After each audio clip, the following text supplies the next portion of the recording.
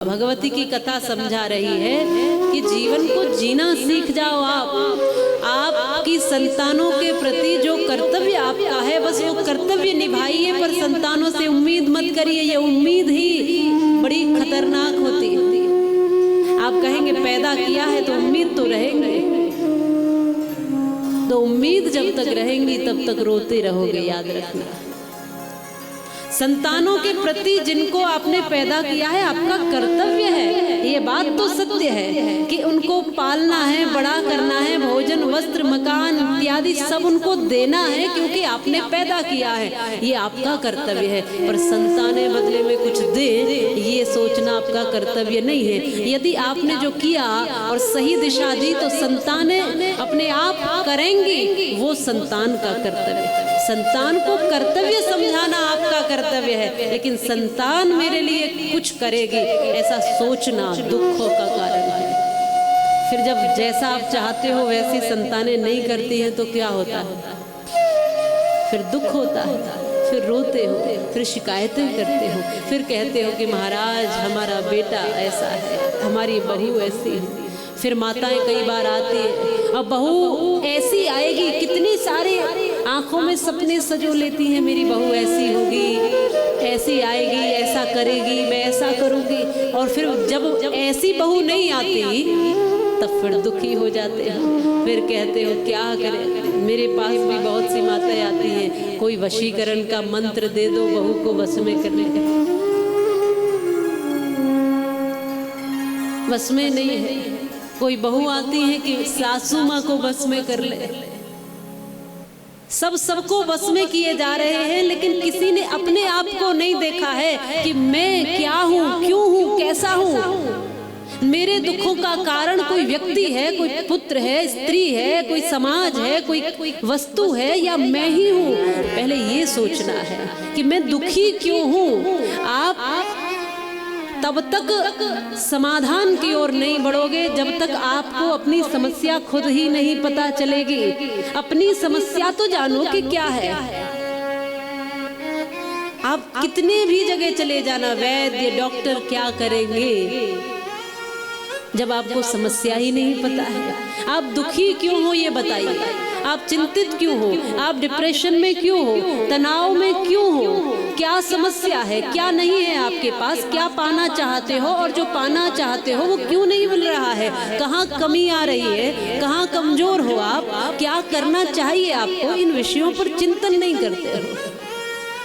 चाहते तो हो, दूसरे को देखा कि मर्सिडीज में घूम रहा है, अब मुझे भी घूमना चाहिए, पर दूसरे की मेहनत भी तो देखो, उसके पीछे दूसरे ने प्रयास भी तो किए हैं। वो कैसे पाई गई है वो वस्तु जिसके लिए आप परेशान हो। अब यहाँ बैठे बैठे सोचो कि देखो दूसरे के बच्चे कितने अच्छे हैं, मेरे तो है ही नहीं, पर ये तो देखो कि अच्छे क्यों नहीं है। आपने कितना समय दिया बच्चों को, आपने कितने संस्कार दिए बच्चों को, आपने कैसी सीख दी उन बच्चों को।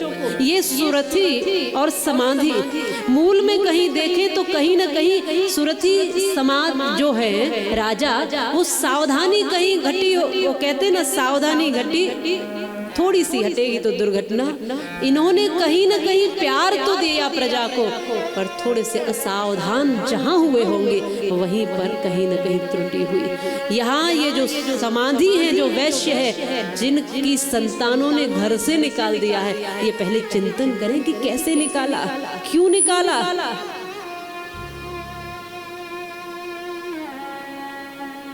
आखिर ऐसी संतानें हो कैसे गई। हमने कहीं ना कहीं कोई मूल में भूल तो की होगी, कहीं ना कहीं कमी और कमजोरी तो रही होगी ना।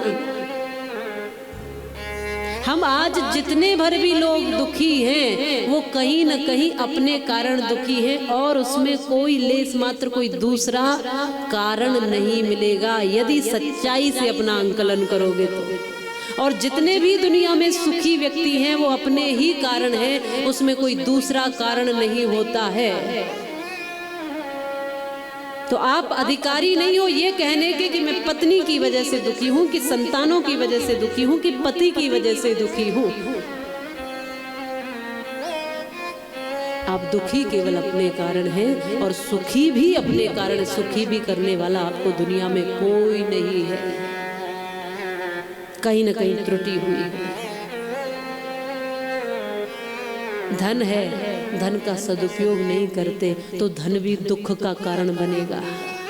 धन नहीं था तब रोते थे कि धन आ जाए, और धन आ गया तब इसलिए दुखी है कि चला न जाए। बस पाना और जो पा लिया उसको खोना, इसके डर में पूरा जीवन निकाल देते हैं। और जिनके पास तमाम पड़ा है, कई बार धन भी गले की फांसी हो जाता है, आफत हो जाता है। इसलिए धन वही अच्छा जो आपके जीवन के लिए अच्छा हो, और उसमें से आप कुछ थोड़ा सा बाहर निकाल के किसी की मदद के लिए निकाल दो, इतना ही धन बढ़िया है। और वो धन आपकी संतानों तक के लिए व्यसन बन जाए, ऐसा धन किसी काम का नहीं। तन है, लेकिन तन ही हमने रोगों का भंडार बना लिया। हमारे ही कहीं न कहीं मूल में भूल रही है।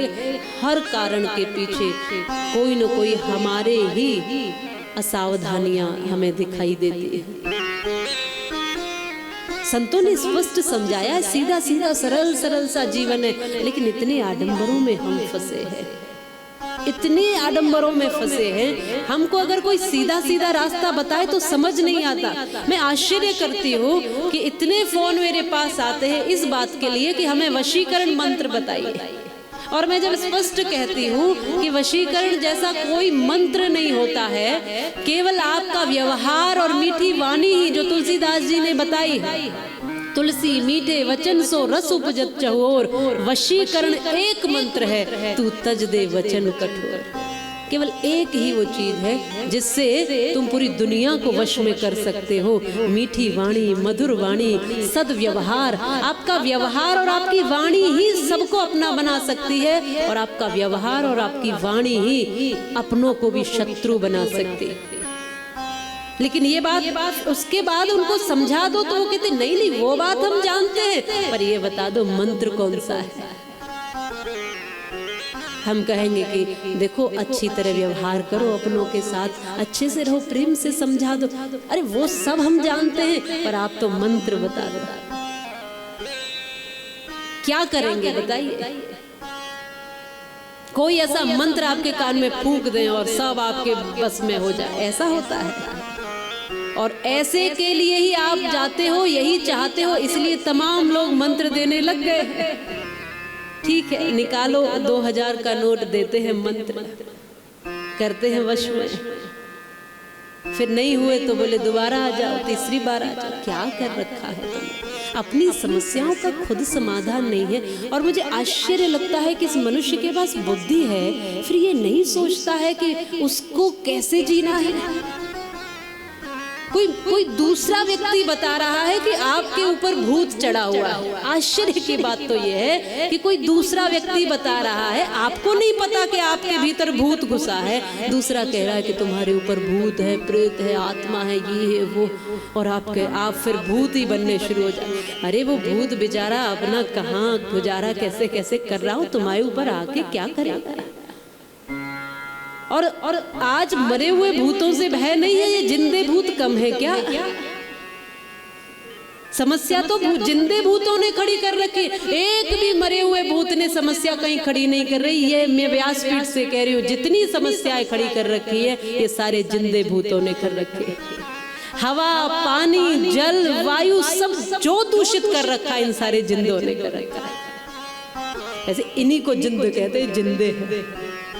मुझे तो इन्हीं में दिखते। जो कुछ भी आज धरती पर विघटन है वो सब किसके कारण है मुझे बताइए? मरा हुआ चला गया, उसके पास जब साधन ही नहीं है तो वो करेगा क्या?